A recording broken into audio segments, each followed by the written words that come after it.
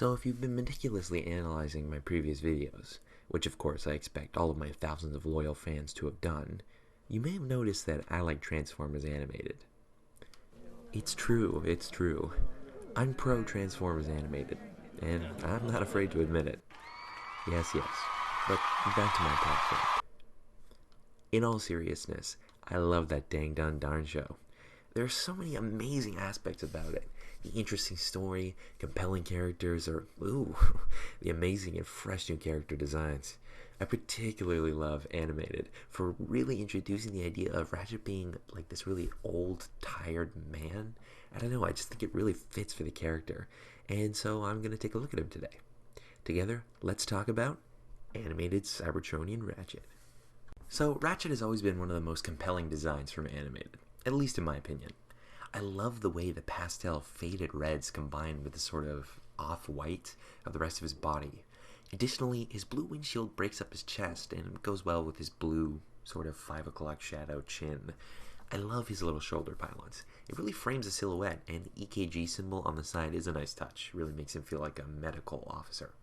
He's wearing these real nice boots. The treads go a great deal towards adding some much needed texture, which nicely breaks up the sculpt.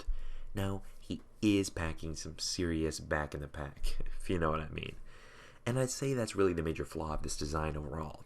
If there was any way to reduce the size of the pack, or maybe add a hinge to the bottom, which would make it hug tighter to the silhouette, that would be great.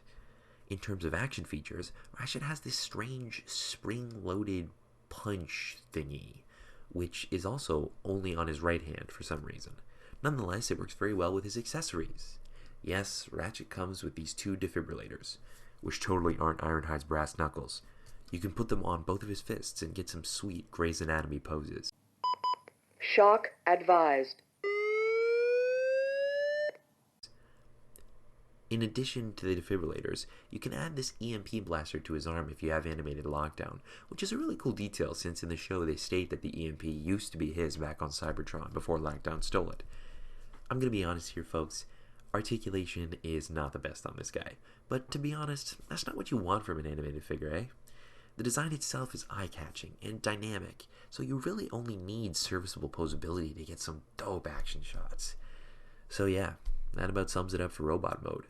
For some size comparisons, here's Animated Earth Ratchet, Animated Bulkhead, Animated Secret Squad, and Animated Ironhide. Transformation is another area where the animated toy line absolutely shines. Simple, elegant, and smooth. I love the way the treads slide out of his chest, and the way his arms tuck into the back. Amazing. This figure, along with most animated figures in general to be honest, has an absolutely spectacular transformation. So much fun to do over and over again. 10 out of 10. What's this? Ben gushing over a Cybertronian mode?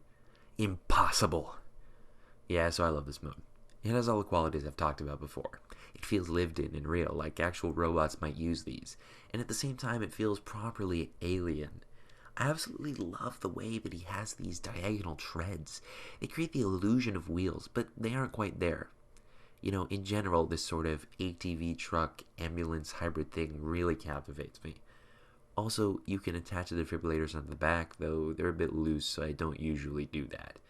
There are little casters on the tread, so you can get all the roly-poly action you could ever want. As a last note, the paint carries over really well into this mode.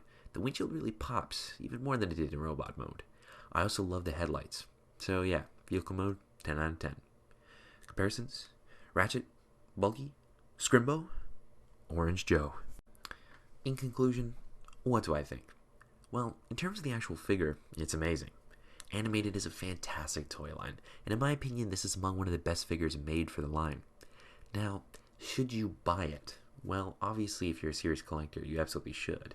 But there's the unfortunate reality that this figure has not been on store shelves for more than a decade, and resale prices can be kinda hard to stomach. So yeah, folks, jury's out on this one. Buy it if you wanna, but if you aren't strongly passionate about it, maybe skip out on this one. Consider liking and sharing this video. It really helps me out. And remember, without your monthly tribute on Patreon, I can't afford my exorbitantly fancy cheeses to live on. Also, maybe subscribe if you want my content shoved in your face on a regular basis. My time here has been brief, but I can't say it hasn't been fun. See ya.